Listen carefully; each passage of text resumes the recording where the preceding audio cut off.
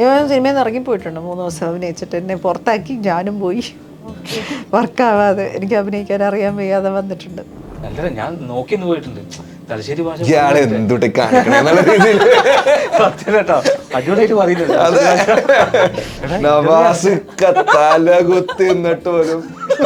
തലശ്ശേരിയിലേക്ക് എത്തുള്ള ഞാൻ തീർന്ന്. നിങ്ങളിപ്പോഴും കോഴിക്കോടാണ്? ഡയറക്റ്റ് നവാസത്ത് കോഴിക്കോടാണല്ലോ സാറ്. ഡബിങ് പിടിച്ചാലേ മതി. ഡബിങ്ങിന് പോയപ്പോ അതിലാണ് അടുത്തവിടുത്തെ പിടിക്കാന്നൊക്കെ. ഞാനൊരു കാര്യം കൂടെ പറഞ്ഞോട്ടെ. പക്ഷെ ഞാൻ മലയാള സിനിമയിലെ അമ്മയല്ല, ഞാൻ മലയാള സിനിമയിലെ ഡോക്ടറാണ്. എൻ്റെ ബാങ്ക് അക്കൗണ്ട് എന്നെ വല്ലാതെ ചലഞ്ച് ചെയ്യുന്നുണ്ട്. വാടക കൊടുക്കണമല്ലോ, അത് കൊടുക്കണമല്ലോ എന്ന് പറയുമ്പോൾ നമ്മൾ പ്ലാറ്റ്ഫോമും നോക്കൂല, സിനിമയും നോക്കൂല. സത്യം പറഞ്ഞാൽ അതാണ് കേട്ടോ കൊച്ചെ സത്യം. അയ്യോ, അന്ന് നെഞ്ചു പൊട്ടിപ്പോയി. നമുക്ക് എങ്ങനെ ചോദിച്ചു നിങ്ങൾക്ക് ഗ്ലിസറിൻ വേണോ കരയാന്ന് ചോദിച്ചപ്പോഴത്തേക്ക് ഞാൻ ആകെ വിഷമിച്ചു പോയി. അഭിനയം നിഷ്കളങ്കത അഭിനയമാണ്, വെറും ഇതല്ല. ഇവനിന്റെ ഫീൽഡ് ഔട്ട് ആക്കൂ. അപ്പൊ ഈ പറഞ്ഞ മറ്റേ നല്ല നല്ല പടങ്ങൾ നമുക്ക് മിസ്സാവുന്നുണ്ട്. ഇപ്പൊ കിങ് ഓഫ് കൊത്താണ്, പിന്നെ CBI, നമുക്ക് അത്രയും ആഗ്രഹമുള്ള പടം. അപ്പൊ അതിലൊക്കെ വിളിച്ചപ്പോൾ പറഞ്ഞ ചെറിയ ചെറിയ പടത്തിലായി പോകും. ഇതിപ്പോ ഇന്റർവ്യൂലായോണ്ടാണ് നവാസ്ക തിരിച്ചൊന്നും പറയാതിരിക്കണേ. കാരവനിൽ ഒറ്റ കിട്ടിയല്ലേ എടുത്തു ഉടുക്കും ഞങ്ങളാ. അത് നമ്മൾ അറിയില്ല, നമ്മളെ കളിയാക്കണെന്ന്. ഇല്ല ഇല്ല ഇല്ല, നവാസ്ക നമുക്ക് മാറ്റി പറയുന്ന.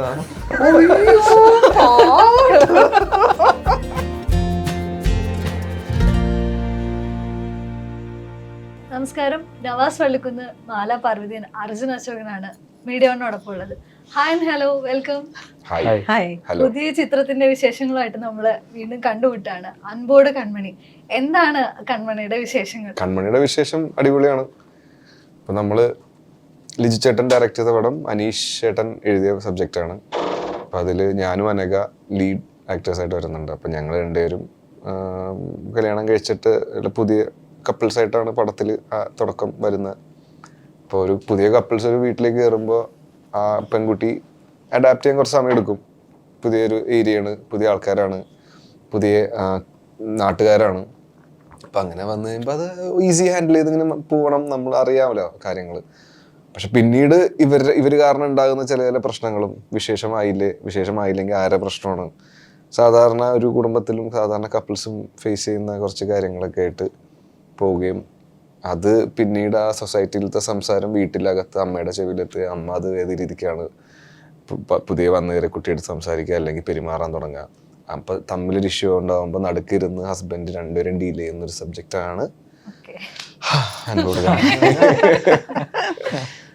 അമ്മയായിട്ട് മാല പാർവതി ചേച്ചിയാണ് ട്രെയിലറിൽ കണ്ടു.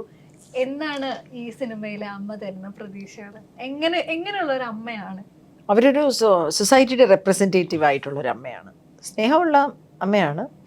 മകനോട് വലിയ വാത്സല്യമാണ്. മകന് വേറെ ആരും ഇല്ല, അവർ ഭർത്താവ് മരിച്ചൊരു സ്ത്രീയാണ്. പക്ഷേ അവർ സമൂഹത്തിൻ്റെ റൂൾസ് ആൻഡ് റെഗുലേഷൻസ് ഒരു മീറ്റർ തെറ്റാതെ കൊണ്ടുപോകണം എന്ന് വിചാരിക്കുന്ന, ആരെയും ബുദ്ധിമുട്ടിക്കാതെ, നമ്മുടെ വീട് ഈ മാതൃകാ വീടായിരിക്കണം, നമ്മുടെ വീട്ടിലെ പ്രശ്നങ്ങൾ നമ്മുടെ വീട്ടിനുള്ളിൽ നിൽക്കണം എന്ന് പറയുന്ന ഒരു ടിപ്പിക്കൽ മദറാണ്. അപ്പോൾ ഒരു പെൺകുട്ടി, സ്വതന്ത്രമായി ജീവിച്ച ഒരു പെൺകുട്ടി ഒരു വീട്ടിലോട്ട് വരുമ്പോഴത്തേക്ക് പുതിയ വീടിൻ്റെ റൂൾസ് ആൻഡ് റെഗുലേഷൻസ്, അതിൻ്റെ ചിലപ്പോൾ ആ കുപ്പായത്തിലോട്ട് നമ്മൾ ഇടിച്ചു കയറാൻ ശ്രമിക്കുമ്പോൾ ചിലപ്പോൾ ആ കുട്ടിയുടെ ചിറ കരിഞ്ഞു പോവും, ആ കുട്ടിയുടെ പാദസരം കിലുങ്ങാതാവും, അതിൻ്റെ മുടി ഒതുക്കേണ്ടി വരും, എണ്ണ തേച്ച് അതിനകത്തോട്ട് ഫിറ്റിൻ ചെയ്യാൻ, അങ്ങനെ പല കാര്യങ്ങളും സംഭവിക്കും. അപ്പോൾ അങ്ങനെ റിലേറ്റബിളായിട്ട് തോന്നുന്ന എല്ലാ സ്ത്രീകളുടെയും സിനിമയാണ് അൻപോട് കൺമണി. തൊട്ട് മുന്നേ ഇറങ്ങിയ മുറയിലെ രമച്ചേച്ചി എന്ന് പറയുന്നത് കംപ്ലീറ്റ്ലി ഡിഫറെൻ്റ് ആയിട്ടുള്ള ഒരു ഔട്ട്പുട്ടായിരുന്നു. അതിനകത്തുനിന്ന് ഒരു അമ്മയായിട്ട് മാറുന്ന സമയത്ത്, അതൊരു പാവ അമ്മയായിട്ട് മാറുന്ന സമയത്ത് രണ്ടും വ്യത്യസ്തമായിട്ടുള്ള മീറ്ററിലാണ്. ഇതുപോലെ തന്നെ അവതരിപ്പിച്ചിട്ടുള്ള അമ്മമാരെല്ലാവരും പല പല ടൈപ്പ് ഓഫ് അമ്മമാരാണ്. ഈ ഒരു ഡൈവേഴ്സിറ്റി, ഒരു വൈവിധ്യം കൊണ്ടുവരുന്നത് എങ്ങനെയാണ്? സംവിധായകർ എന്നെ അങ്ങനെ കാണുന്നതുകൊണ്ട് ഓരോരോ കഥാപാത്രമായിട്ട് എന്നെ കാണുമ്പോൾ അത് ഒരു ഭാഗ്യം. അങ്ങനെ സെലക്ട് ചെയ്യാൻ ശ്രമിക്കാറുണ്ട്? ഇല്ല. ഓരോരുത്തർ വിളിക്കുമ്പോൾ അവർ നമ്മളെ ആ കഥാപാത്രമായിട്ട് കാണുന്നു എന്ന് പറയുമ്പോൾ നമ്മൾ പരമാവധി അതിനോടൊപ്പം അവരുടെ കഥാപാത്രമായി മാറാൻ 100% ഡെഡിക്കേഷനോടുകൂടി നിൽക്കുന്നു. ഞാനെങ്ങനെ സെലക്ട് ചെയ്യാൻ പറ്റും സിനിമയിൽ? പറ്റില്ലല്ലോ. നമ്മളൊരു കഥാപാത്രം എനിക്ക് വേണ്ടി എഴുതൂ, ഓക്കെ, അങ്ങനെ പറ്റില്ല. അവരെ വിളിക്കുമ്പം 100% കൊടുക്കുന്നു. എനിക്കിഷ്ടപ്പെട്ടാൽ എന്ന് വെച്ചാൽ അത് ഡയറക്ടറായിട്ട് സിങ്ക് ആയാൽ അണ്ടർലൈൻ ദാറ്റ് സെൻറ്റൻസ് എപ്പോഴും എനിക്ക് സിങ്ക് ആവാൻ പറ്റാറില്ല. സിങ്ക് ആയാൽ മാത്രം ആ ക്യാരക്ടേഴ്സ് ചിലപ്പോൾ ശ്രദ്ധിക്കപ്പെടുന്നതായിട്ട് ആൾക്കാർ പറയാറുണ്ട്. അങ്ങനെ അല്ലാതെ ചെയ്ത കഥാപാത്രങ്ങളുണ്ടോ ആ ഒരു സിങ്ക് കിട്ടാതെ? ഞാൻ സിനിമയിൽ നിന്ന് ഇറങ്ങിപ്പോയിട്ടുണ്ട് 3 ദിവസം അഭിനയിച്ചിട്ട്. എന്നെ പുറത്താക്കി, ഞാനും പോയി. വർക്കാവാതെ എനിക്ക് അഭിനയിക്കാൻ അറിയാൻ വയ്യാതെ വന്നിട്ടുണ്ട്. കാരണം ജെസ്ചർ എടുക്കണം, അങ്ങനെ ചെയ്യണം, ഇങ്ങനെ ചെയ്യണം എന്ന് പറഞ്ഞിട്ട് നമുക്ക് ഫിസിക്സ് ക്ലാസ്സിൽ പണ്ട് ഇമ്പോസിഷൻ 2000 തവണ എഴുതിപ്പിച്ചിട്ടും എനിക്കിപ്പോൾ അത് ഓർമ്മയില്ല. അതേപോലത്തെ ഒരു ഫോർമുല പഠിക്കുന്ന പരിപാടി ഒക്കെ പറ്റാതെ കരഞ്ഞൊക്കെ, അങ്ങനെ കരഞ്ഞുകൊണ്ട് പോയിട്ട് എൻ്റെ ഒരു അനുഭവത്തിൽ ഒരു സിനിമയിൽ നിന്ന് ഞാൻ അങ്ങനെ കരഞ്ഞിട്ട് പോയിട്ട് പിന്നെ ആ ഡയറക്ടർ അവരുടെ ഒരു ഇൻ്റർവ്യൂവിൽ പറയുന്നുണ്ട്, ഒരു വലിയ ആർട്ടിസ്റ്റ് ഇവിടെ വന്നിട്ട് അവർ ഭയങ്കര ജാടയെ കാണിച്ചിട്ട് അവർ ഇറങ്ങിപ്പോയി, അവർക്ക് അഭിനയിക്കാൻ പറ്റുന്നില്ല. അപ്പം ഞാൻ അത് കഴിഞ്ഞൊരു തെലുങ്ക് പടത്തിലാണ് പോയത്. എനിക്ക് ഭാഷ അറിഞ്ഞുകൂടാതെ പോയത്. അവിടെ ഭയങ്കര എൻജോയബിൾ ആയിട്ടുള്ള എക്സ്പീരിയൻസ് ആയിരുന്നു, ബ്യൂട്ടിഫുൾ എക്സ്പീരിയൻസ് ആയിരുന്നു. ചാരുകേശേഖറിൻ്റെ പടം അമ്മു. അത് കഴിഞ്ഞ് തിരിച്ചു വന്നിട്ട് എനിക്ക് അതല്ല ഓർമ്മ. ഇവിടെ നിന്ന് ഇറങ്ങി 3 ദിവസം കഴിഞ്ഞ് ഇറങ്ങേണ്ടി വന്ന ഞാനൊരു കട്ടിലിൻ്റെ അടിയിൽ, ഒരു കമ്പിളി പുതപ്പിൻ്റെ അടിയിൽ കുറേ ദിവസം കിടന്നു കരഞ്ഞു. സിനിമയ്ക്ക് പോലും. എന്നിട്ട് എൻ്റെ ഭർത്താവ് വെച്ചേ നമുക്ക് സിനിമയ്ക്കോ വെളിയിൽ പോ ഇറങ്ങും. എനിക്ക് പറ്റുന്നേ ഇല്ല. ഞാൻ ഭയങ്കര ഡിപ്രഷനിലോട്ട് പോയി. പക്ഷേ എനിക്ക് ആ സിനിമ പിന്നെയും എനിക്ക് ചെയ്യാൻ ഇല്ലായിരുന്നു. കാരണം എനിക്ക് ആ മീറ്ററൊന്നും അവർ പറഞ്ഞു തന്നത് മനസ്സിലായില്ല. ഞാൻ ചോദ്യം ചോദിക്കുമ്പോൾ പുള്ളി ഇറിറ്റേറ്റഡ് ആയി. എന്തിനാ ചോദ്യം ചോദിക്കുന്നത്, നിങ്ങൾ സീനിയർ ആർട്ടിസ്റ്റ് ആണെന്നാണല്ലോ വെപ്പ്.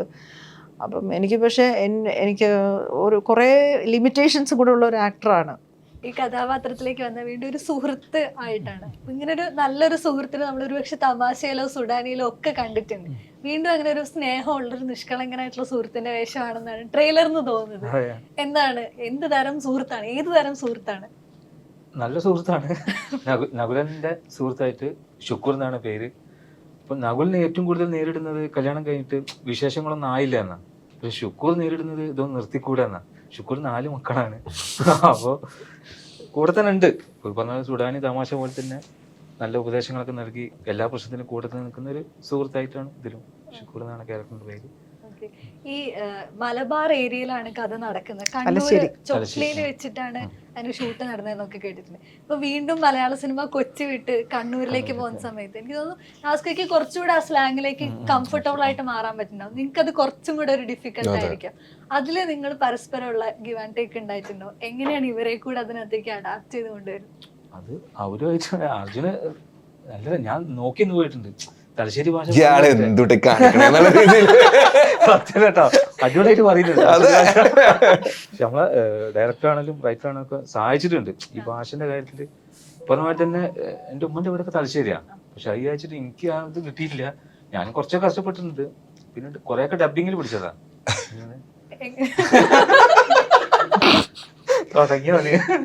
ഇതിൽ ഏറ്റവും കൂടുതൽ കഷ്ടപ്പെട്ട നവാസ്കാണ്.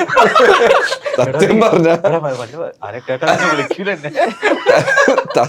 അനീഷേട്ടൻ ഞാൻ എപ്പോഴും നല്ല സെറ്റായിട്ട് സീൻ ക്യാരവണ്ണ് നമ്മൾ സംസാരിച്ച് ഡയലോഗ് പറഞ്ഞ് അനഘ ഉണ്ടെങ്കിൽ അനഘയായിട്ട് സംസാരിച്ച് ആ ഡയലോഗ് തമ്മിൽ പറഞ്ഞ് അത് ലോക്ക് ചെയ്തിട്ട് നമ്മൾ ഇറങ്ങും. അവിടെ നിന്ന് എന്തെങ്കിലും മാറ്റണമെങ്കിൽ അനീഷേട്ടൻ ഉണ്ടാകും, പിന്നെ ലിജേട്ടനെ അറിയാം, പിന്നെ കുറച്ച് പേര് എല്ലാവരും ഉണ്ട്. തലശ്ശേരിക്കാരും മൊത്തം ആൾക്കാരും പ്രൊഡക്ഷൻ എല്ലാവരും തലശ്ശേരിക്കാരാ. അപ്പൊ അവിടെ നിന്ന് നമുക്ക് പറഞ്ഞാൽ നമ്മൾ എങ്ങനെയെങ്കിലും അത് അഡാപ്റ്റ് ചെയ്ത് കട്ടെങ്കിലും എടുത്ത് വേറെ ഷോട്ട് എടുത്ത് പോകും. പക്ഷേ നവാസ് തല കുത്തി നിന്നിട്ട് പോലും തലശ്ശേരിയിലേക്ക് എത്തള്ള. ഞാൻ തീർന്നു. നിങ്ങളിപ്പോഴും കോഴിക്കോടാണ്. ശ്രമിച്ചിട്ട് ഡയറക്ടർ നവാസ് കോഴിക്കോടാണല്ലോ സാറെ ഡബിങ് പിടിച്ചാലേ മതി. ഡബിങ്ങിന് പോയപ്പോ അതിലാണ് അടുത്തവിടുത്തെ പിടിക്കാന്നൊക്കെ. തലശ്ശേരി ഭാഷ നോക്കണ്ട. വെറുതെ പറഞ്ഞാട്ടാ ഇവരെക്കാരുടെ ഹെൽപ്പ് ഔട്ട് ചെയ്ത് സത്യമായിട്ടും വെറുതെ പറഞ്ഞ തമാശക്ക് പറഞ്ഞ ഇവരുള്ളതുകൊണ്ട് ഇങ്ങനെയൊക്കെയോ സെറ്റായി തലശ്ശേരിയൊക്കെ സംസാരിച്ച് പോയി. ഞാനൊക്കെ ഇടയ്ക്ക് അവിടെ നിന്ന് വളഞ്ഞൊന്ന് കൊച്ചിയിലേക്ക് പോയിരുന്നു ഞാൻ. പക്ഷെ ഇവരൊക്കെ ഉള്ളതുകൊണ്ട് തിരിച്ചു പിടിച്ച് തലശ്ശേരിക്ക് ഇടും. ഈ തലശ്ശേരിയിലുള്ള ഒരു എക്സ്പീരിയൻസ് അവിടെ ഷൂട്ടിന് പോയപ്പോൾ നല്ല അടിപൊളി ഭക്ഷണമാണ്. കലക്കം ഫുഡായിരുന്നു.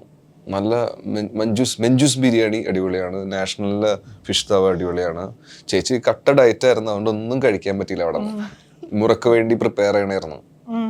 പിന്നെ ഞാനും നവാസ്ക്ക് ഇറങ്ങും രാത്രി മൃദുലേട്ടനായിട്ട്. കുറെ ഫ്രണ്ട്സ് ഉണ്ട് അവിടെ. പാപ്പന്മാര് രാത്രി ഫുഡൊക്കെ ആയിട്ട് വരും. വീട്ടിലുണ്ടാക്കിയ ഫിഷ് ബിരിയാണി ആയിട്ട് വരും. അതെന്ത് ടേസ്റ്റ് ആയിരുന്നു. ഫുഡിന് വേണ്ടിയിട്ട് ജീവിക്കണം നമ്മളെല്ലാവരും. ഈ ഈ ചിത്രത്തിലേക്ക് വരുമ്പോൾ ചിത്രത്തിലെ കഥാപാത്രത്തിലേക്ക് ഇപ്പം 2024 ചേട്ടൻ ചെയ്തിട്ടുള്ള കഥാപാത്രങ്ങളൊക്കെ എടുത്തേക്ക് ഡിഫറെന്റ് ആണ്. ഇപ്പം ഭ്രമയുഗത്തിലുള്ള കഥാപാത്രമേ അല്ല ഓസ്ലറിലത് ഞെട്ടിക്കുന്നുണ്ട്. 2 കഥാപാത്രങ്ങളും സർപ്രൈസിങ് ആയിരുന്നു അതിന്റെ പെർഫോമൻസ് ആണെങ്കിലും. അതിനുശേഷം ഒരു പോലീസുകാരനായിട്ട് വന്നപ്പോഴും അയാളൊരു കിളിപോയ, ചേട്ടൻ തന്നെ ഭാഷ പറഞ്ഞ കിളിപോയ പോലീസുകാരനാണ്. അതിനുശേഷം ഒരു കുടുംബസ്ഥനായിട്ട് വരികയാണ്. ഈ ഒരു വൈവിധ്യം സെലക്ട് ചെയ്യുന്നത് അല്ലെങ്കിൽ ഇങ്ങനെ വേണമെന്ന് വിചാരിച്ചിട്ടാണോ 2024 വരുമ്പോൾ ചിത്രങ്ങളുടെ എണ്ണം കുറയുന്നത്? അങ്ങനെയല്ല, ഇത് ചെയ്ത് ആക്ച്വലി കഴിഞ്ഞ വർഷം ഡിസംബറിൽ ചെയ്ത പടമാണ്. പിന്നെ ഭ്രമയുഗം ചെയ്തത് അതിനു മുമ്പാണ്. അപ്പൊ ആക്ച്വലി ഞാൻ പണ്ടോട്ട് എൻ്റെ ആഗ്രഹം എന്ന് വെച്ചാൽ ഓരോ ക്യാരക്ടർ മാറി മാറി ചെയ്യാന്നുള്ള പരിപാടിയുണ്ട്. ഓരോ ഇപ്പോൾ കഥകളും വേറിട്ടിരിക്കണം. അല്ലെങ്കിൽ ഇപ്പോൾ റിപ്പീറ്റഡ്ലി കണ്ടുകൊണ്ടിരുന്ന എന്തായാലും ബോറടിക്കും. ഏത് ഓഡിയൻസ് ആണെങ്കിലും ഏത് കാഴ്ചക്കാരനാണെങ്കിലും കണ്ട കാര്യം പിന്നെയും പിന്നെയും കാണുമ്പോൾ ഒരു പോയിന്റ് കഴിയുമ്പോൾ മടുക്കും. അപ്പോൾ അത് ഫോക്കസ് ചെയ്യുന്നുണ്ടായി പണ്ടോട്ട് തന്നെ. അപ്പോൾ ആ തുടക്ക സമയങ്ങളിൽ എന്തോ ദൈവം സഹായിച്ച് അങ്ങനത്തെ ക്യാരക്ടേഴ്സ് അവിടെ നിന്ന് ഇവിടെ നിന്നും വന്നുകൊണ്ട് എനിക്ക് സെലക്ട് ചെയ്യാൻ പറ്റി. കാരണം അന്ന് കഥ കേട്ടിട്ടൊന്നുമല്ല നമ്മൾ ചെയ്തുകൊണ്ടിരിക്കണേ, വരുന്ന പടങ്ങൾ ചെയ്യുക എന്നുള്ള രീതിയിലായിരുന്നു. അപ്പം അതിൽ ബിടെക് കഴിഞ്ഞപ്പോൾ മാത്രം ഞാൻ ഒരു കാര്യം ശ്രദ്ധിച്ച്, അങ്ങനത്തെ ഒരു കഥാപാത്രം കൂടുതൽ വന്നത് അങ്ങനത്തെയാണ്, പാവം ചെക്കൻ, സോഫ്റ്റ് സ്പോക്കൺ. അപ്പം അത് ചെയ്യാണ്ടിരുന്നപ്പോൾ മാക്സിമം നോക്കി, അപ്പോഴാണ് എനിക്ക് വരുത്തൻ തന്നെ പടം വരുന്നത്.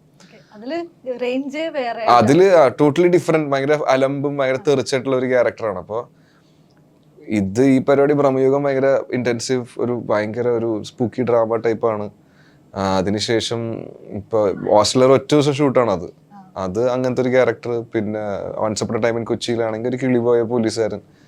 ഇപ്പൊ ഒരു ഫാമിലി പരിപാടി വേണമെന്നൊരു ആഗ്രഹം ഉണ്ടായി. അപ്പൊ അങ്ങനെയാണ് ഈ പടം 3 വർഷം മുമ്പ് കമ്മിറ്റ് ചെയ്തതാണ്. ഈ കഴിഞ്ഞ വർഷമാണെങ്കിലും ഈ വർഷമാണെങ്കിലും ഏറ്റവും ഹയസ്റ്റ് ഗ്രോസിംഗ് ആയിട്ടുള്ള സിനിമകൾ എടുത്തു കഴിഞ്ഞാൽ അതിൽ അർജുൻ അശോകിന്റെ ഒരു പടമുണ്ട്. ഇപ്പൊ രോമാഞ്ചം ആണെങ്കിലും പ്രണയവിലാസം ആണെങ്കിലും 2023 ഏറ്റവും കൂടുതൽ കളക്ഷൻ നേടിയ സിനിമകളിലൊന്നാണ്. അതിനെ തന്നെ ബ്രേക്ക് ചെയ്യാണ് അടുത്ത വർഷം 2024 ഭ്രമയുഗം വരുന്നത്. മമ്മൂക്ക എന്നൊരാളുണ്ട്. അതെ, അതുണ്ട്. പക്ഷെ എന്നാലും അത് ഒരു ബെഞ്ച് മാർക്ക് ഇടുകയാണല്ലോ. ഇപ്പൊ പനോരമ വിഭാഗത്തിൽ IFFI സെലക്ട് ചെയ്യപ്പെടുന്നുണ്ട് സിനിമ. ഈ സിനിമകൾ തരുന്ന ഒരു എക്സ്പീരിയൻസ് അത് അടുത്ത സിനിമകൾ ചൂസ് ചെയ്യുന്നതിലേക്ക് ഇൻസ്പയർ ചെയ്യുന്നുണ്ടോ? നമ്മൾ ഓരോ പടങ്ങളും ആൾക്കാരെ അക്സെപ്റ്റ് ചെയ്യുന്ന പറയുമ്പോൾ കിട്ടുന്ന ഒരു ഹൈ ഉണ്ടല്ലോ, അത് എന്തായാലും അടുത്ത പടത്തിലേക്ക് നമ്മൾ പിന്നെയും ഫോക്കസ് ചെയ്യും. നല്ല പടങ്ങൾ ചെയ്യണം. പക്ഷെ നമുക്ക് വരുന്ന കഥകൾ അനുസരിച്ച് നമുക്ക് സെലക്ട് ചെയ്യാൻ പറ്റുള്ളൂ. അപ്പൊ ആ പോയിന്റിൽ നല്ല കഥകൾ നോക്കി ചെയ്യാം. ഇനി ടൈം എടുത്ത് ചെയ്യാം. ഈ പണ്ടുണ്ടായ ഓട്ടപരിപാടി ഒന്നും വേണ്ട എന്നുള്ളൊരു ഫോക്കസിലേക്ക് എത്തിയിട്ടുണ്ട്. കുറച്ചുകൂടി ഒതുങ്ങി നിൽക്കാന്നല്ല, കുറച്ചും കൂടി ഒന്ന് പൊളിക്കണം എന്നുണ്ട് സിനിമയിൽ. പക്ഷെ നല്ല ക്യാരക്ടറും നല്ല കഥകളും വന്നാൽ മാത്രമേ നമുക്ക് അത് ചെയ്യാൻ പറ്റുള്ളൂ. ചേച്ചിയുടെ കഥാപാത്രങ്ങളിലാണെങ്കിൽ ഇപ്പൊ മുന്നേ പലപ്പോഴും പലരും പറയാറുണ്ട്, ഒരു അമ്മ കഥാപാത്രം ചെയ്തു കഴിഞ്ഞാൽ അതിൽ പിന്നീട് ടാഗ്ഡ് ആയി പോകുന്ന സിറ്റുവേഷൻസ് ഉണ്ട്. ഒരിക്കൽ അമ്മയായി കഴിഞ്ഞാൽ മലയാള സിനിമയിൽ എപ്പോഴും അമ്മയെ തുടരേണ്ട അവസരങ്ങൾ വരാറുണ്ടെന്ന്.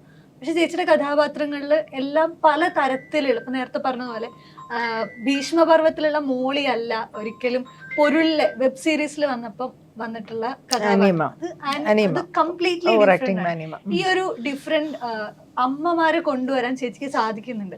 പക്ഷെ അത് അമ്മ കഥാപാത്രം ചെയ്യുന്ന എല്ലാ നടിമാർക്കും ഒരു പ്രിവിലേജ് ഇല്ലാതെ ആവുന്നുണ്ട്. നേരത്തെ പറഞ്ഞ പോലെ തന്നെ ലൈക്ക് ഒരേപോലത്തെ കഥാപാത്രങ്ങളിലേക്ക് ആവർത്തിച്ച് വരുന്നുണ്ട്. അങ്ങനെ ഒരു സിറ്റുവേഷൻ ഉണ്ട് എന്ന് തോന്നിയിട്ടുണ്ടോ? അതിനോടുള്ള ഒരു സമീപനം എന്താണ്? കോംപ്ലിക്കേറ്റഡ് ഒരു ക്വസ്റ്റ്യൻ ആണല്ലോ.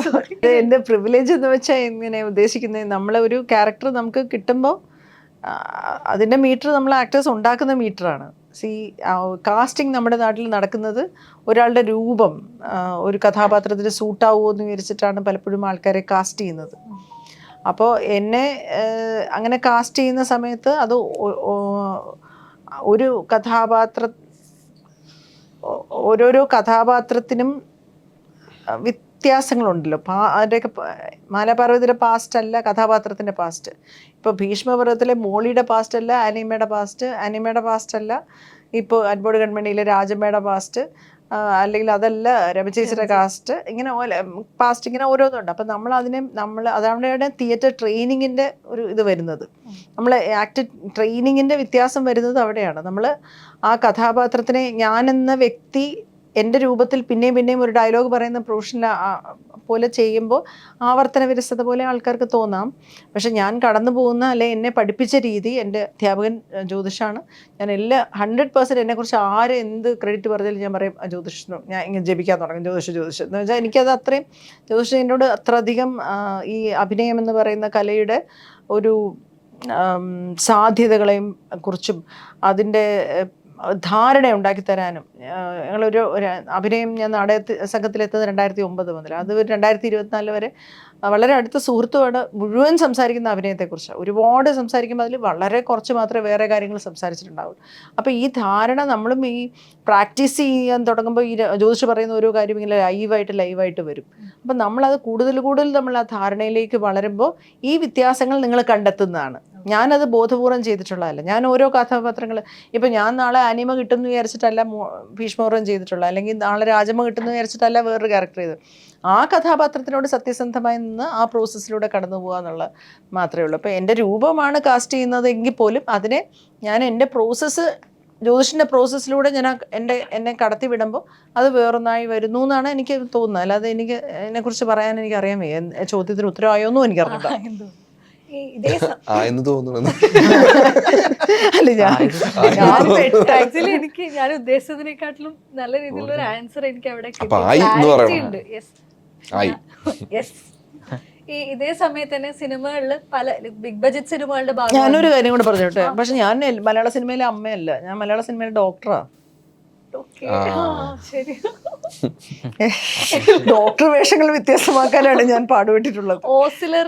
ആസ്ഥാന ഡോക്ടർ, എല്ലാ സിനിമയും ഡോക്ടർ, ടീച്ചറിലെ ഡോക്ടർ, കെട്ടിയോളാണ്ട മാലകയിൽ ഡോക്ടർ, വിശേഷത്തിലെ ഡോക്ടർ, പിന്നെ ഓസ്ലറിലെ ഡോക്ടർ, ഏത് ഡോക്ടർ അല്ലാത്ത എല്ലാത്തിലും ഡോക്ടർ, വന്ന കാലം മുതൽ ഡോക്ടർ. അത് ഓരോ ഡോക്ടർ വ്യത്യാസമാണ്. ഇപ്പൊ കെട്ടിയോളാണ്ട മാലകയിലെ ഡോക്ടർ അല്ല, ടീച്ചറായി നിൽക്കുമ്പോൾ ഓസ്ലറിലെ ടീച്ചർ ഡോക്ടർ, അതല്ല പ്രാക്ടീസിങ് ഗൈനക്കോളജിസ്റ്റ് ആകുമ്പോൾ ഡോക്ടർ, മാർക്കറ്റിംഗ് ഡോക്ടർ ആകുമ്പോൾ വിശേഷത്തിലെ ഡോക്ടർ. ഇത് 4-5 രൂപ എടുത്തു വെച്ചാൽ വ്യത്യാസമായിട്ടിരിക്കുന്നു എന്ന് പറയുന്നത് എന്നെ സംബന്ധിച്ച് ഞാനും ഇത് കൊള്ളാം കേട്ടോ, ഇത് വ്യത്യാസമുണ്ട് കേട്ടോ എന്ന് നമ്മൾ എടുത്തു വെച്ച് നോക്കുമ്പോൾ പറയുന്ന കാര്യം, ചെയ്യുമ്പോൾ അത് ഓർത്തിട്ട് ചെയ്യുന്നതല്ല. ഇതേ സമയം തന്നെ ബിഗ് ബഡ്ജറ്റ് സിനിമകളിലുണ്ട്, അതല്ലാത്ത കുഞ്ഞു സിനിമകളുടെ ഭാഗമാകുന്നുണ്ട്, വെബ് സീരീസുകളുടെ ഭാഗമാകുന്നുണ്ട്, ഷോർട്ട് ഫിലിമുകളുടെ ഭാഗമുണ്ട്. അപ്പം അഭിനയിക്കാനുള്ള എല്ലാ പ്ലാറ്റ്ഫോമുകളെയും എനിക്കൊന്ന് ചലഞ്ച് ചെയ്തുകൊണ്ടിരിക്കുന്ന ഒരു സ്വഭാവം ഉണ്ടോ? അത് അങ്ങനെ ഒരു തീരുമാനം എടുക്കാറുണ്ടോ? എൻ്റെ ബാങ്ക് അക്കൗണ്ട് എന്നെ വല്ലാതെ ചലഞ്ച് ചെയ്യുന്നുണ്ട്. വാടക കൊടുക്കണമല്ലോ, അത് കൊടുക്കണമല്ലോ എന്ന് പറയുമ്പോൾ നമ്മൾ പ്ലാറ്റ്ഫോമും നോക്കൂല, സിനിമയും നോക്കൂല. സത്യം പറഞ്ഞാൽ അതാണ് കേട്ടോ കൊച്ചെ സത്യം, അതൊന്നും നോക്കില്ല. എനിക്കൊരു ആഗ്രഹമൊക്കെ ഉണ്ടായിരുന്നു, ഞാൻ കുറച്ച് നല്ല എനിക്ക് സെലക്ട് ചെയ്യണമെന്നൊക്കെ ഇടയ്ക്ക് തോന്നും. പക്ഷെ 365 ദിവസം അഭിനയിക്കണം. ഒരു 35 ദിവസം കഷ്ടപ്പെട്ട് അഭിനയിച്ചിട്ട് ഒരു ദിവസം കഴിയുമ്പോഴത്തേക്ക് എനിക്ക് വർക്കൊന്നും ഇല്ലേ എന്ന് പറഞ്ഞ് കരയും. അങ്ങനത്തെ ഒരാളാണ് ഞാൻ. പക്ഷെ എന്നാലും ഈ പ്ലാറ്റ്ഫോം ഞാൻ നോക്കാറില്ല. പക്ഷെ നല്ല ഡയറക്ടേഴ്സും അവരോട് വർക്ക് ചെയ്യാൻ പറ്റുന്ന ഭാഗ്യം എന്നേ ഉള്ളൂ. മിക്കവാറും ഫിനാൻഷ്യലായിട്ടുള്ള കാര്യങ്ങളൊക്കെ ഞങ്ങളെപ്പോലെയുള്ള ആക്ടേഴ്സിന് വളരെ കുറച്ച് പൈസയാണ്. നമുക്ക് ഫുള്ളായിട്ടൊരു എമൗണ്ട് അല്ല കിട്ടുന്നത്, പ്ലാൻ ചെയ്യാനും പറ്റില്ല. അപ്പോൾ ഈ മുറിച്ച് കാശ് കിട്ടുന്ന സമയത്ത് ഇല്ലേ, ഒരേ ബോട്ടിലല്ലേ ഇദ്ദേഹത്തിന്റെ വികാരം. അപ്പൊ ഞങ്ങളെല്ലാവരും ആ ഒരു അവസ്ഥയില്ല. കാരണം ഒരു എമൗണ്ട് ഒക്കെ കേട്ടാ ഇത്രയൊക്കെ ഉണ്ടോ, പക്ഷെ അതിങ്ങനെ പിരിച്ച് ഒരു 4-5 മാസം കൊണ്ടോ ഒരു 8 മാസം കൊണ്ടോ ഒരു വർഷം കൊണ്ടോ തന്നു കഴിയുമ്പോൾ പിന്നെ ഒരു ഗഡുവും കൂടെ ഉണ്ടല്ലോ, കിട്ടുമോ എന്നൊക്കെ ചിന്തിച്ച് ഫോൺ വിളി ഒരു പേയ്മെന്റ് ഉണ്ടായിരുന്നു, തരൂ, അത് ആർക്കും കിട്ടുടങ്ങിയില്ല, ഒരു ഫണ്ടിന് ഷോർട്ടേജ് കൊണ്ട് വരും. ഇതെല്ലാം കഴിയുമ്പോൾ അപ്പൊ ഇനി അഡ്വാൻസ് വരാനില്ല. അപ്പൊ ഈ മാസത്തെ അഡ്വാൻസ് അപ്പം നമ്മൾ ഹലോ ഒരു പടത്തിന് വിളിച്ചിട്ടുണ്ടായിരുന്നു, അതുണ്ടോ? അപ്പോൾ എല്ലാം മാലാബ്രോ ആ പടം മാറി, ആണോ, ശരി, അപ്പം ഇനി എന്താ ചെയ്യുക? ഇങ്ങനെ നമ്മൾ അതിലാണ് ഇങ്ങനെയൊക്കെ പെട്ടുപോകുന്നത്. പിന്നെ അതിൻ്റെ ഇടയ്ക്ക് ഇപ്പോൾ കരിക്കിലെ ഒരു കഥാപാത്രത്തിന് നമ്മളെ വിളിക്കുന്ന സമയത്ത് അത് നമുക്കൊരു പാഷനോടെ, അവിടെ നമ്മൾ പൈസ നോക്കുന്നുണ്ട്, ഗൗതം വിളിക്കുന്നു എന്ന് പറയുമ്പോൾ നമ്മൾ ഓടിപ്പോയി ചെയ്യുന്നത്, അങ്ങനെയുള്ള ഫിലിംസും ഉണ്ട്. സിനിമയ്ക്ക് കിട്ടിയ അതേപോലെ തന്നെ ഉള്ള ഒരു അക്സെപ്റ്റൻസ് കരിക്കിലൂടെയും കൂടെ കിട്ടിയിട്ടുണ്ട്. പൊരുളൊക്കെ അഭിനയിക്കുമ്പോൾ ശരിക്കും അത് ഞാൻ ഭയങ്കര ഇൻറ്റൻസായിട്ട് ഉള്ളിലോട്ടെടുത്ത ഒരു ക്യാരക്ടർ. ഞാൻ വർക്ക് ചെയ്തിട്ടുണ്ട് അതിന് മുമ്പ് ഗൗതമിൻ്റെ കൂടെ. അവരുടെ ഗൗതമിൻ്റെ അസോസിയേറ്റ് ആയിട്ട് വർക്ക് ചെയ്യുന്ന ഗോപി നമ്മുടെ ഈ പടത്തിൽ അഭിനയിച്ചിട്ടുണ്ട്. അല്ല, അഭിനയിച്ചില്ല, വർക്ക് ചെയ്തിട്ടുണ്ട് 88. അപ്പോൾ ഗോപിയൊക്കെ ഇതിനകത്ത് ഭയങ്കര സൊളേസായിരുന്നു. ഗോപി ഇങ്ങനെ കാണുമ്പോൾ തന്നെ നമ്മളിങ്ങനെ ഗോപി ഇവിടെ ഉണ്ട് അങ്ങനെ. അവർ ഭയങ്കര നല്ല ടീമാണ്. നവാസ്ക്ക് മുന്നേ പറഞ്ഞിട്ടുണ്ട് വില്ലൻ വേഷങ്ങൾ ചെയ്യാനാണ് കൂടുതൽ താല്പര്യം, അതാണ് കൂടുതൽ ചലഞ്ച് ചെയ്യുന്നതെന്ന് പറഞ്ഞിട്ടുണ്ട്. ഇതൊന്ന് കുരുതിയിൽ കിട്ടിയ മൃദുലേട്ടനില്ല അതായി പോയി ഞാൻ പ്രാർത്ഥന ഈ കുരുതിയിൽ അതിന് പറ്റിയൊരു ഓപ്പണിങ് കിട്ടിയിട്ടുണ്ടായിരുന്നു. അതിൽ ആ എൻട്രി സീൻ തന്നെ, മാസ് എൻട്രി സീൻ തന്നെ ഭയങ്കരമായിട്ട് ആളുകൾ സെലിബ്രേറ്റ് ചെയ്തിട്ടുണ്ട്. പക്ഷെ അതിനുശേഷം അങ്ങനെ ഒരു വില്ലത്തരം ചേട്ടനെല്ലാം അങ്ങനെ കണ്ടിട്ടില്ല. മിക്കപ്പോഴും ഒരു നിഷ്കളങ്ക, നേരത്തെ പറഞ്ഞ പോലത്തെ അഭിനയം, നിഷ്കളങ്കത അഭിനയമാണ് വെറും. ഇതല്ല ഇവരിന്റെ ഫീൽഡ് ഔട്ട് ആക്കൂ, ഓൾറെഡി ഔട്ടായി നിൽക്കണം.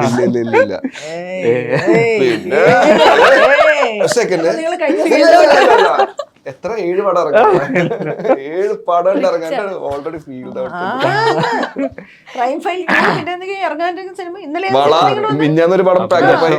അഭിലാഷ കുറച്ച് പടങ്ങൾ ഇറങ്ങാനുണ്ട്. ഇപ്പൊ ഈ വില്ലൻ കഥാപാത്രത്തിലേക്ക് ഒരു മടങ്ങി വരവാണെന്ന് ആഗ്രഹിച്ചിട്ടുണ്ടോ? അതോ ഇപ്പൊ ചെയ്യുന്ന കഥാപാത്രങ്ങളിൽ ഒരു കംഫർട്ട് സോൺ സെറ്റ് ആവുന്നുണ്ടോ? കുഴപ്പമില്ല, വില്ലൻ സൈക്കോ സാധനങ്ങളൊക്കെ വരാനുണ്ട് ഇറങ്ങാൻ.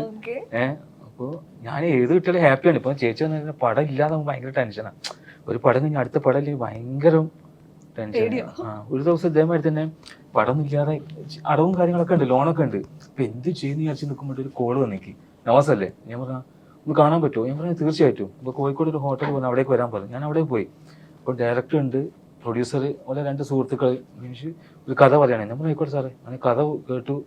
കഥ കഴിഞ്ഞപ്പം ഇവര് ഡയറക്ടർ ഒരങ്ങോട്ട് കണ്ണുണ്ട്. അപ്പോൾ നവാസ് ഒന്നും കൂടെ നിൽക്കുമെന്ന് വെച്ചാൽ ഞാനൊരു ക്യാഷ് എനിക്ക് അഡ്വാൻസ് കുറച്ച് പൈസ തന്നു. അപ്പോൾ എനിക്ക് ഭയങ്കര സന്തോഷം. അങ്ങനെ ഒരു ബുദ്ധിമുട്ടായി നിൽക്കുന്ന സമയത്താണ്. പക്ഷെ അവർ അന്ന് പോയതാ, പിന്നെ ഇതുവരെ വിളിച്ചിട്ടും ഇല്ല. നമ്മളില്ല ദൈവം കൊണ്ട് തരുന്നൊക്കെ പറയണേ, ഞാൻ അവരെ അങ്ങോട്ട് വിളിച്ചു പോലെ എടുക്കുന്നുമില്ല. അല്ല ഈ പൈസ എനിക്ക് എടുക്കണോ എവിടെങ്കിലും ഉണ്ടെങ്കിൽ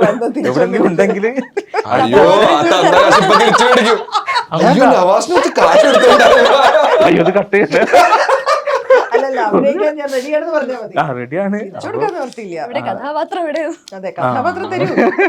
അപ്പൊ ചില സമയത്ത് സിനിമ കിട്ടണം, ഏത് കഥാപാത്രം ഞാൻ നോക്കില്ല, ആരാണ് ഫസ്റ്റ് വിളിക്കുന്ന പോലെ കൂടെ പോകും ഞാൻ. അപ്പൊ ഈ പറഞ്ഞ വെച്ചാൽ നല്ല നല്ല പടങ്ങൾ നമുക്ക് മിസ്സാകുന്നുണ്ട്. ഇപ്പൊ കിങ് ഓഫ് കൊത്ത, പിന്നെ CBI, അപ്പൊ നമുക്ക് അത്രയും ആഗ്രഹമുള്ള പടം. അപ്പൊ അതിലൊക്കെ വിളിച്ചപ്പോൾ ഇപ്പൊ ചെറിയ ചെറിയ പടത്തിലായി പോകും. അപ്പൊ നമുക്ക് ഇപ്പൊ നമ്മൾ ഓക്കെ ആണെങ്കിൽ നമുക്ക് ഒരു പടം കഴിഞ്ഞ് നമുക്ക് വെയിറ്റ് ചെയ്യാം നല്ല പടത്തിന് വേണ്ടിട്ട്. അപ്പൊ അതിന് കഴിയുന്നില്ല നമുക്ക്. നമ്മള് ഏത് പടത്തിൽ വിളിച്ചാൽ വേഗം കൊണ്ട് പോകും. നിങ്ങളെ ഈ സ്ലാങ് പെട്ടെന്ന് ആൾക്കാർ നോട്ടീസ് ചെയ്യുന്നതാണ്. ഇപ്പൊ ആദ്യത്തെ സിനിമകൾ മുതലേ ഈ ഒരു സ്ലാങ്ങിൽ ആൾക്കാർ ഭയങ്കരമായിട്ട് ഹുക്ഡ് ആവുന്നുണ്ട്. അതിനനുസരിച്ച് ഇപ്പൊ മലയാള സിനിമ കൂടുതൽ നേരത്തെ പറഞ്ഞ പോലെ മലബാർ ഏരിയകളിലേക്ക് മാറുന്നുണ്ട്. ഇത് കൂടുതൽ ബെനിഫിറ്റ്സ് തരുന്നുണ്ടോ? അതിലേക്ക് കൂടുതൽ വിളികൾ വരുന്നു അങ്ങനത്തെ രീതിയിൽ? അതേസമയം തന്നെ അതിൽ ടാഗ്ഡ് ആവുന്നു എന്ന് തോന്നിയിട്ടുണ്ടോ? ചെലവില് പറയും ഈ ഭാഷ മാറ്റി പിടിക്കാൻ ഞങ്ങൾക്ക് പണി കിട്ടും എന്നൊക്കെ പറയും. പക്ഷെ കോട്ടയം ഒക്കെ ചെയ്തില്ലായിരുന്നു? ചെയ്തിട്ടുണ്ട്. കണ്ണൂരാണ് ഹിറ്റ്. അപ്പൊ കോട്ടയം ദിലീഷ് പോത്തൻ സാർ ഒരു പടം ചെയ്തു കോട്ടയം. ബുദ്ധിമുട്ടുണ്ട്, അവരൊക്കെ ഹെൽപ്പ് ചെയ്യും. എന്താ ചിന്ന വിളിക്കുമ്പോൾ അറിയാം ഞാൻ തനി കോഴിക്കോടാണ്, അപ്പൊ അവർ മാക്സിമം ഹെൽപ്പ് ചെയ്യും. അപ്പൊ നമ്മൾ മാറ്റി പിടിക്കാനല്ല, പണി കിട്ടും അറിയാം. പിന്നെ സിദ്ദീഖ് സാർ അങ്ങനത്തെ ഇവരൊക്കെ എന്നോട് പറഞ്ഞു മാസം നീ അതിനെ കുറിച്ച് ബോധയുടെ ആകുക വേണ്ട, ഇപ്പൊ കൂടുതൽ നല്ല നല്ല പടങ്ങൾ ചെയ്യാം, ഭാഷയൊക്കെ എനിക്ക് മാറ്റി പിടിക്കാം, അതിന് സമയം വരും. അപ്പോൾ മാറ്റി പിടിക്കാൻ ശ്രമിക്കാറുണ്ട്, നടക്കുന്നുണ്ട്. നിങ്ങൾ തമ്മിൽ ആ ഒരു വൈബ് അവിടെ സെറ്റ് ആയിട്ടുണ്ടോ? ലൈക്ക് ഈ പ്രത്യേകിച്ചും ഇപ്പൊ അടുപ്പിച്ച് ഒരുപാട് സിനിമകൾ ഒന്നിച്ച് വന്നു തോന്നുന്നു. ഇപ്പൊ ഇനി വരാനിരിക്കുന്ന അഭിലാഷത്തിലും നിങ്ങള് ഒരുമിച്ച് അഭിനയിച്ചിട്ടില്ല. മധുരത്തിലുണ്ട്. ആ ഒരു നിങ്ങൾ തമ്മിലുള്ള ഒരു കെമിസ്ട്രി വർക്ക് ആവുന്നുണ്ട്. അർജുന് ഭയങ്കര ഇഷ്ടമാണ്. അങ്ങനെയല്ല, നമ്മൾ ആദ്യം സിനിമ കണ്ടിട്ടും ഭയങ്കര ഇഷ്ടമാണ്. ഓനോട് പറയുമ്പോ ഓൻ പറയും ഞങ്ങൾ എന്താ തമ്മിൽ കളിയാക്കള. പക്ഷെ ഇവരെ ഇവര് കളിയാക്കുമ്പോഴൊക്കെ എനിക്ക് സന്തോഷമാണ് കൂടുതൽ. എന്താ വെച്ചാൽ ഇവര് ആ സ്നേഹം കൊണ്ടാണ്. വേറെ ആരും പറയട്ടെ, ഇതിപ്പോ ഇന്റർവ്യൂലായോണ്ടാണ് നവാസ്ക തിരിച്ചൊന്നും പറയാതിരിക്കുന്നത്. ഒറ്റ കിട്ടിയാലേ അത് നമ്മൾ അറിയില്ല നമ്മളെ കളിയാക്കണെന്ന്. പക്ഷെ ഇപ്പൊ അൻപത് മണി ചെയ്യുമ്പോൾ അർജുൻ ഓരോ ദിവസം ഓരോ സുഹൃത്തുക്കൾ വരും, കണ്ണൂരിലും തലശ്ശേരിയിലും അർജുനെ കാണാൻ വേണ്ടിട്ട്. അപ്പൊ അവര് ഫുഡിന് ക്ഷണിക്കും, വീട്ടിലേക്ക് വരണം. പക്ഷെ എല്ലാ ദിവസവും അർജുൻ എന്നെ വിളിക്കും. ഞാൻ എനിക്ക് ചടപ്പ് അങ്ങനെ പോവാന്. പക്ഷെ അർജുൻ വിളിക്കും, നവാസഭ പോവാന്ന്.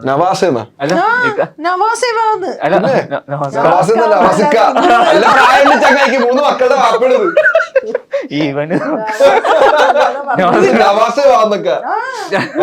10 വയസ്സ് 30 ആണ്. ഓക്കെ ഓക്കെ സമ്മതിച്ചു. ആ സമ്മതിച്ചു. അവൻ നമസ്കാരങ്ങൾ പക്ഷെ നമ്മളെ കൂട്ടുന്നുണ്ടല്ലോ, അതന്നെ നമുക്ക് വലിയ സന്തോഷമാണ്. പക്ഷെ കൂടുതൽ വരില്ല, അടുക്കാൻ ഈ പറ്റി. ചങ്ങായി വരില്ല. മറ്റേ മടിയനാണ്. റൂമിൽ കയറിയ പിന്നെ ഉറങ്ങി. ഏയ് ഒരു ദിവസം ഡോറും തുറന്നില്ല. ലാസ്റ്റ് ഞാൻ അടിച്ചോണ്ടിരുന്നു. അടിച്ചത് കൂട്ടിക്കൊണ്ടുപോയി last കൂട്ടിക്കൊണ്ട്. കൂട്ടിയടിക്കാൻ. അതൊക്കെ എന്നെ സംബന്ധിച്ചിടത്തോളം എനിക്ക് ഭയങ്കര സന്തോഷം തരുന്ന കാര്യം. അപ്പൊ നമുക്ക് കൂടുതൽ അടുക്കാൻ പറ്റും. ഇപ്പൊ അഭിനയിക്കുമ്പോഴാണെങ്കിൽ നമുക്ക് ആ പേടി ഒഴിവാകും.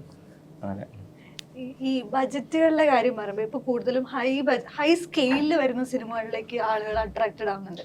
അതേസമയം തന്നെ ഇപ്പോഴും പല്ലൊട്ടി എന്ന് പറയുന്ന സിനിമ ഒരു കുഞ്ഞു സിനിമയായിരുന്നു, അതിപ്പോഴും ഹൗസ്ഫുൾ ആയിട്ട് ഓടുന്നുണ്ട്. അതിൽ ഉണ്ണിയായിട്ട് വരുന്നതും ചേട്ടനാണ്. അപ്പം അതിന്റെ ഒരു എക്സ്പീരിയൻസസ് ഭയങ്കര ഡിഫറെന്റ് അല്ലേ? ഇതൊരു വീണ്ടും ഒരു 90s ഒരു വിളിയായിട്ട് തോന്നിയിട്ടുണ്ടോ ആ ഒരു സിനിമ? വന്നിട്ട് പല്ലൊട്ടിയിൽ ഞാൻ 2 ദിവസം അഭിനയിച്ചിട്ടുള്ളൂ.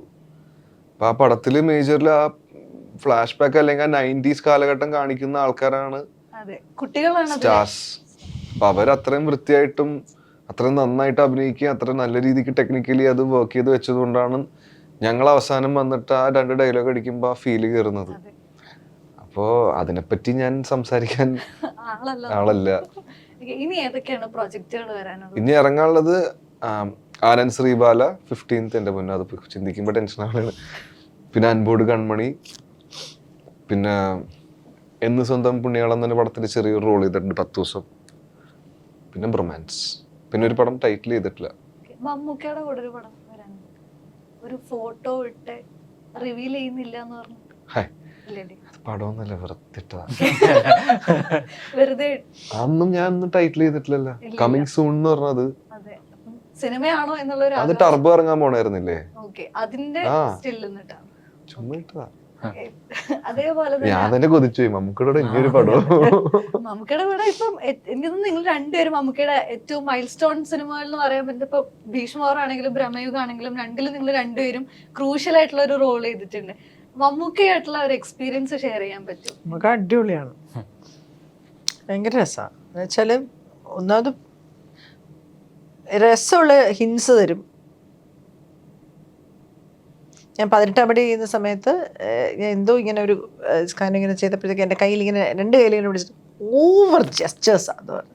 അപ്പോൾ നമുക്കതിങ്ങനെ അദ്ദേഹം വെറുതെ ഓവർ ജസ്റ്റേഴ്സാന്ന് പറഞ്ഞാൽ എനിക്ക് കിട്ടത്തില്ലായിരുന്നു. ഒരു പക്ഷേ ആ കൈ എടുത്തപ്പോൾ അങ്ങനെ പറഞ്ഞിട്ട് പോയതിന് തലയിലോട്ട് നമുക്കിങ്ങനെ മിന്നൽ പോലെ. അദ്ദേഹത്തിന് ഒരു കാര്യമില്ല എന്നെ ഇങ്ങനെ കറക്റ്റ് ചെയ്യണ്ട അല്ലേ. അപ്പോൾ അതുപോലെ ചില സാധനങ്ങൾ ഇങ്ങനെ സൈഡിൽ കൂടെ ഒന്ന് പറഞ്ഞിട്ട് പോകും. അത് ഭയങ്കരമായിട്ട് നമ്മളെ ഒരു മാസ്റ്ററിൻ്റെ ഒരു അഭിപ്രായം പോലെ നമ്മളത് മനസ്സിലോട്ട് എടുക്കാറുണ്ട്. പ്രമാണി എന്ന് പറയുന്ന സിനിമയിൽ അഭിനയിക്കുന്ന സമയത്ത് ഞാൻ ഭയങ്കര സീരിയസ് ആയിട്ട് കരയുന്നു. അപ്പോൾ എന്തോ സീരിയസ് ജോലിയാന്ന് പറഞ്ഞ് ചെയ്തുകൊണ്ടിരിക്കുകയെന്ന് പറഞ്ഞാൽ എൻ്റെ അടുത്ത്.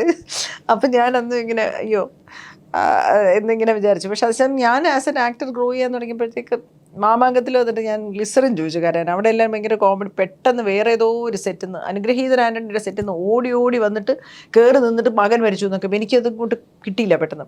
അപ്പോൾ ഞാൻ ഗ്ലിസറിൻ ചോദിച്ചു, നിങ്ങൾക്ക് ഗ്ലിസറിൻ വേണോ കരയാൻ? അപ്പോൾ ഞാൻ അയ്യോ നേരെ ചെയ്തുമില്ല അഭിനയിച്ചുമില്ല. ഷോട്ടൊക്കെ കഴിഞ്ഞ് കാര്യം വെടിപ്പ്. അപ്പം റിയലായിട്ട് കരഞ്ഞ് ഞാൻ അപ്പുറത്ത് മാറി നിന്നപ്പോൾ മേക്കപ്പ് ആൻ വന്ന് ഗ്ലിസറിൻ ചോദിച്ചിരുന്നു. എല്ലാം കഴിഞ്ഞു.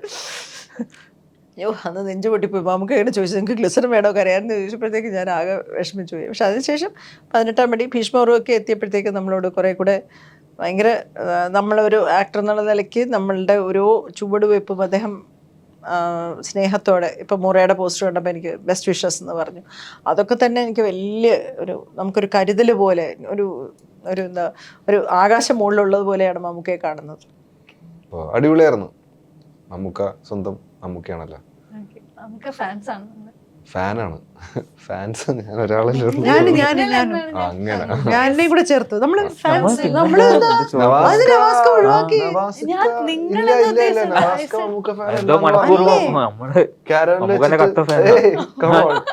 മാറ്റി പറയുന്ന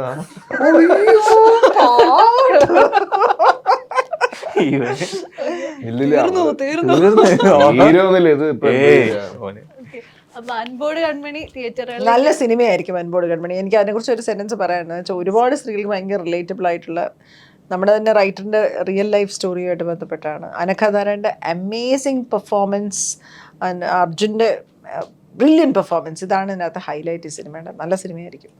നമസ്കാരം കൂടെ. നവാസ്കയുടെ പെർഫോമൻസ് ഞാൻ കണ്ടില്ല. ഞങ്ങൾക്ക് കോമ്പിനേഷൻ ഇല്ല. ഞാൻ കണ്ടതേ എനിക്ക് പറയാൻ പറ്റുള്ളൂ. നവാസ്ക കിഡിലാണ്. നവാസ്കയുടെ ഫാനാണ് ഞാൻ. Thank you. നവാസിന്റെ അടുത്ത് കഴിഞ്ഞത് ഇങ്ങനെ നല്ലതാണ് എന്ന് പറഞ്ഞുകൊണ്ടിരുന്നപ്പോ നവാസ് ഓടി പകുതി സെന്റൻസിന്റെ നടുക്ക് വെച്ചു. അപ്പൊ എനിക്ക് പേടിയാണ് ആളെ കുറിച്ച് നല്ലതാണെന്ന് പറയാം. ഇവിടുന്ന് എങ്ങനെ ഇറങ്ങി ഓടിയാലോ. അപ്പൊ ഞാൻ അതല്ലെങ്കിലേ ഞാൻ ഫസ്റ്റ് സിനിമ കഴിഞ്ഞപ്പോ തമാശ കഴിഞ്ഞ ഫോൺ നമ്പർ കണ്ടുപിടിച്ച് ഫോൺ വിളിച്ചാണ് ചേച്ചി വിളിച്ചു.